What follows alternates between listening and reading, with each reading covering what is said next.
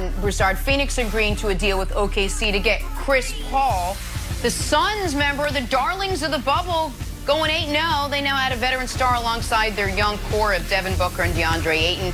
Broussard, what's the ceiling for the Suns after they add CP3? The ceiling would be a 5th seed because they're not going to be better than the Lakers, the Clippers, the Warriors, or the Nuggets. There's no way they'll be better than those 4 teams. So 5th seed is an absolute ceiling. But here's the thing. There's no guarantee they're going to make the playoffs. I like them a lot. I think they have a good chance to make the playoffs. But Dallas is in if they stay healthy. Utah is in. That's, what, 6 teams right there. And so they're going to battle with Portland and New Orleans and San Antonio and these other teams out west. It's tough, not to mention Memphis. But I like the move for them. Chris Paul brings winning pedigree, winning mentality, and he will help Devin Booker become a superstar or grow toward that, and DeAndre Ayton become an all-star caliber player without stepping on their toes. That's the thing. A lot of superstars would go in there, have the ball all the time, and take away from Booker and Ayton. Chris Paul won't do that.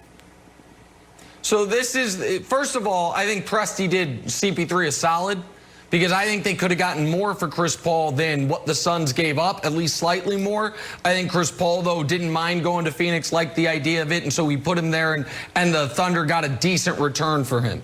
But prior to this move, I think the Suns were vastly overrated by the general public because of the 8-0 stretch in the bubble.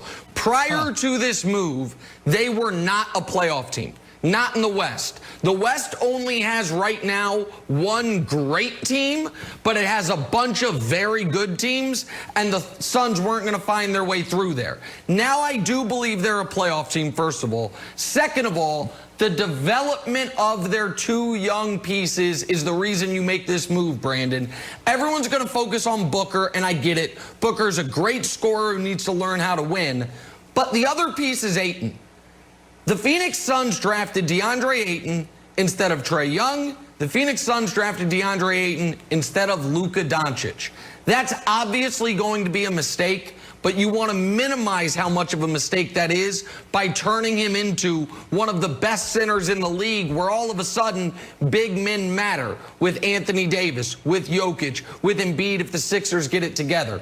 And you could not pair him with a better floor general than Chris Paul. So for the future of the Suns, I like the move. And for the present, the Suns making the playoffs for the first time in damn near great for them, Brandon. A generation. I mean, they'll make the playoffs in the first time in 10 years, like you just said, Nick. But why does this make sense for Chris Paul? With everything you and Chris just said, why does this make sense for a 35-year-old dude? Like, why? Like, this dude is coming in, and he'll make this a more attractive destination for free agency. This is, to me, is like a bridge for the Phoenix Suns. Great for the Phoenix Suns. Awesome. But for Chris Paul's Wilds, it makes no sense for me because this dude knows he's not going to come in and win a championship. So I don't get this move for Chris Paul, but I definitely understand it for the Suns.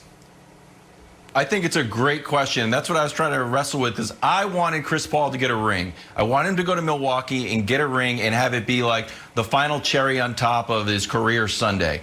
Then I thought about it. I was like, you know what? Chris Paul's legacy is going to be like an investor in Shark Tank, like Mr. Wonderful. He invests time and makes you relevant. New Orleans was 18-64. They draft Chris Paul, they go to the playoffs. The Clippers was the worst franchise in not just basketball, but they're in the running for the worst franchise in all sports. Chris Paul comes, boom, Lob City, we're back to being relevant. He goes to the Rockets, that one's a kind of a weird one. That doesn't fit with my, strategy here. Then he goes to the Thunder, like, we're tanking. It's not, we're not doing anything. Like, nope, they're good. They get up into the playoffs, they make some real noise. Now, Broussard, I would say that the ceiling for the Suns is to win a championship. It's obviously not next year, but if they ever have like uber success, I think they'll be able to point the finger at Chris Paul and say, you know what? It started here. This was what really took us to the next level. First Things First is sponsored by Ram Trucks, built to serve.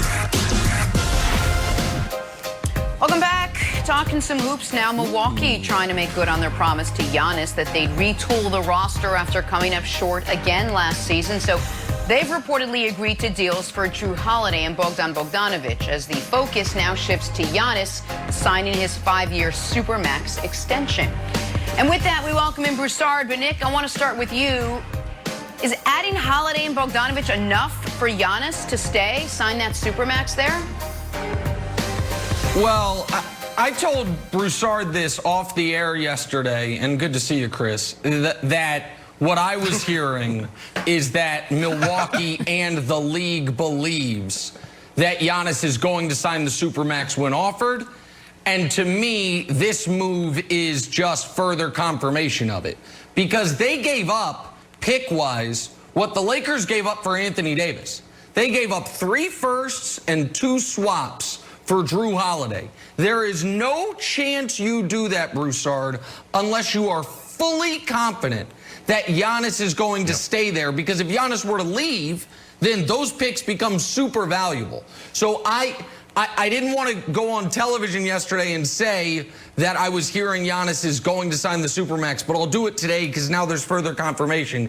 Giannis, I believe, and I've been told the league believes, is not only strongly leaning towards, but is all but decided to sign that Supermax in Milwaukee. I think the Bucks know that, Chris, which is why they were okay laying out this type of future risk to sign Holiday, who, by the way, is on an expiring contract, where if Giannis were to leave, Holiday could also leave, and the Bucks would be totally ruined. So I think Giannis is staying, and whether it's enough or not for them to win a title, we can discuss. But Broussard, I'm hearing he's staying, and I believe he's staying. No, I hear you. With these moves, it certainly makes sense. And Giannis has always said that he wants to stay in Milwaukee, that he loves it there. Here's what I say. If he really wants to be there and he's happy, then by all means sign, and I will applaud you for doing what makes you happy. But if there is an inkling of doubt in his mind, if there is a thought of, maybe this doesn't work out and I need to go somewhere where I can win a championship, then don't sign. This is not about, don't worry about will it be a distraction for this entire season. It won't.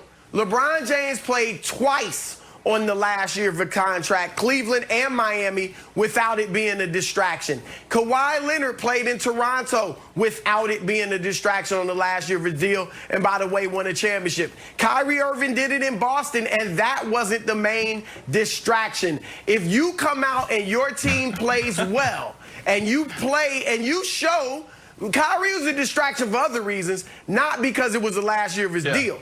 But if Giannis comes out and plays like his heart is all in this season, winning a championship, even though he's in the last year of his deal, it won't be a distraction. And by the way, first practice of the regular season, you say, look, I'm not talking about this.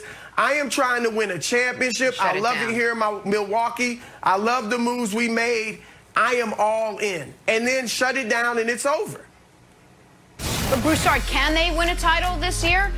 I mean, is this a title team with the reported additions of Holiday and Bogdanovic? Is it enough to go all the way?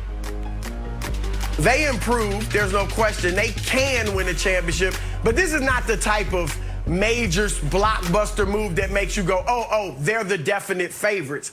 No, look, I like what both guys had. Drew is arguably the best defensive guard in the league. Bogdanovic can shoot it, can go off the dribble. He's tough. Here's a question mark. Mike Budenholzer. And I like Bud as a coach. I've voted for him as coach of the year before. However, he's been the #1 seed 3 times and yet never been to the finals. Atlanta 60 wins, swept by LeBron in Cleveland. We get that. But Milwaukee, you lose to Toronto 4 straight games in the playoffs. And then last year was a flat-out embarrassment against the 5th-seeded Miami Heat. So let's see what Bud is made of come playoff time. But they got a chance. They can win it all. But I am not picking. You can't pick them just based on this move. Yeah. I mean, no, they cannot win a championship. I mean, adding second-tier players and thinking that you're going to get it done is not going to happen.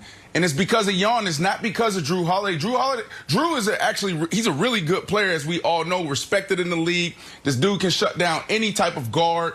He's great at adjusting and being able to adapt to any situation, any team he's on. So for that reason, yes, they got better. But at the end of the day, this is about Giannis. Giannis, you know, in today's NBA, you got to be able to shoot. He can't shoot. He can't create. Once his